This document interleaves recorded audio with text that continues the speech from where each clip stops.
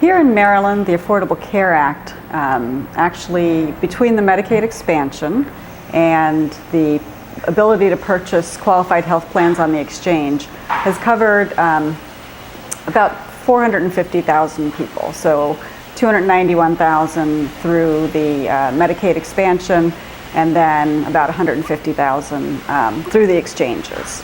So that's quite a bit of coverage, just having insurance coverage. And then on top of that, there are all the protections that came along with the patient protection side of the Affordable Care Act. So things that everybody benefits from, like no pre-existing condition exclusions and no medical underwriting and all those kinds of things that are really important. Free care, preventive care, which is really important. So all those things that that have come to many people here in Maryland. There are a few main concerns with the American Health Care Act. One is that on the qualified health plan side, where people purchase through the exchange, so they're changing the way the subsidies are done. So currently, subsidies are based both on your income and on the actual cost of insurance where you live. So the cost of insurance varies greatly, typically rural, more expensive than urban. So what will happen is, right now, somebody would only be required to pay a certain percentage of their income toward insurance. Under this new plan, it is a flat credit that would be smaller if you're younger, and then larger if you're older. So it's $2,000 at the youngest end, and then $4,000 for the oldest people who would purchase. So what that's going to do is essentially push more older people out. They're not going to be able to afford coverage. Probably will bring more younger people in. It also isn't, you're eligible for it at a higher income. So it will, in fact, provide some relief to people who were outside the 400% of federal poverty level, which is the start of subsidy. So this will go beyond that. And so some people will get a tax credit who don't currently get a tax credit.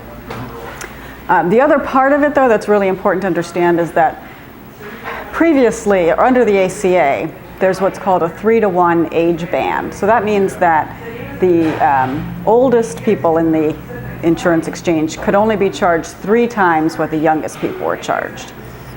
This new act expands that to 5-to-1. So that means that the cost for younger people will get pushed down some, but the cost for older people is going to get pushed up quite significantly. And they've started to do some calculations around what that might look like, and people who are, 60 years old could be paying, $15,000 a year for their premiums instead of 4 or 5. So a pretty significant change there.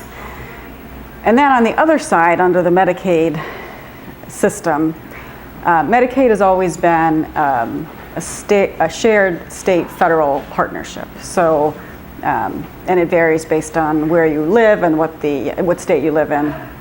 But it's in Maryland here, it's about a 50-50 proposition. So when Maryland needs to expand because more people enroll, or if there's an outbreak and costs go up, or if there's a new drug that's available, the cost of that gets shared equally between the state and the federal government.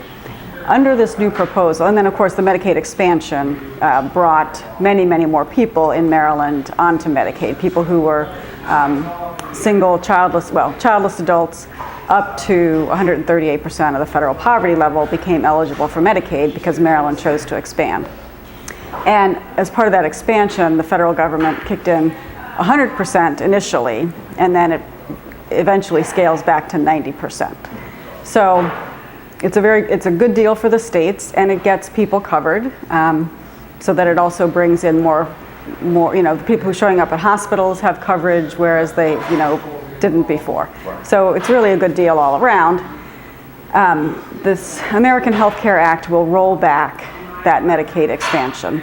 The provisions are rather complex, but the bottom line is that it's going to push back the matching to the regular 50-50, which is going to make it extremely expensive for Maryland to be able to continue that provision. On top of that, they're going to take Medicaid and turn it into sort of a block grant per capita cap type of system, which means that for each person enrolled in Medicaid, the state will get a certain amount of money, and that'll vary based on whether they're in Medicaid because they're a child or because they're a senior or et cetera. But it is a fixed amount of money that doesn't vary under those circumstances that I just talked about, if a new prescription comes on the market or whatever. And so what that means is that the state is going to have to decide who doesn't get services, where are we going to cut, where are people going to be taken out of the system. How will this affect hospitals? So that's a great question. So Maryland, on top of everything else, Maryland has a very unique hospital rate setting system, which is called the, yep.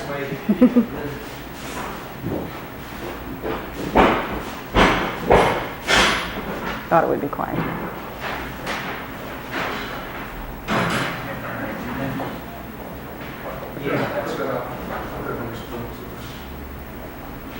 Got some other people bringing materials and handouts and things, so that's How will it affect hospitals?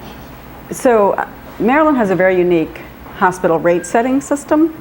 And so in Maryland, unlike in other states, all payers pay the same amount for a person, a particular service at a particular hospital. So whereas in most states, Medicaid pays the least and Medicare pays a little bit more and so forth. So that has been a terrific model here in Maryland, and it's really been very successful in the past several years because of the expansion of Medicaid and the expansion of coverage through the qualified health plans. So our uncompensated care costs in Maryland actually went down $311 million between 2013 and 2015. So that's been really terrific for our hospital system. Also, over the course of this, the hospitals have been put onto what are called global budgets. So rather than a fee-for-service system, hospitals have a certain amount of money to work with for the given year, and it's really incentivized them to do more community hospital partnerships that really help people stay healthy in the community. So it's called value over volume, and it's been very successful here in Maryland. So pulling back that additional coverage, people not being covered, especially when the people who are not going to be covered in the exchanges are typically older and more expensive, that's going to have a huge impact on our hospitals. Yeah, so I don't have the details on what he's proposing in terms of what to do. I believe it was $50 million over 5 years that he was planning to put into, I think primarily into treatment. But the way I look at it is that the Medicaid expansion is what has really brought, and also the qualified health plan coverage, because mental health and substance use is an essential health benefit that carriers have to cover. But the Medicaid expansion, just in the first year of Medicaid expansion here in Maryland, the number of people who were getting treated for substance use disorder doubled. So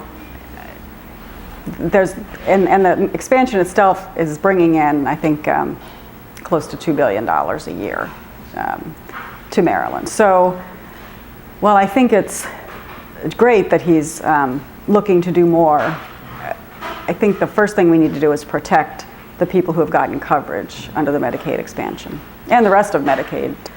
In the ACA, when they expanded Medicaid to 138% of the federal poverty level, they also said that the essential health benefits in the private market applied to Medicaid expansion population. So one of the things that gets rolled back is the requirement to cover mental health and substance use disorder treatment.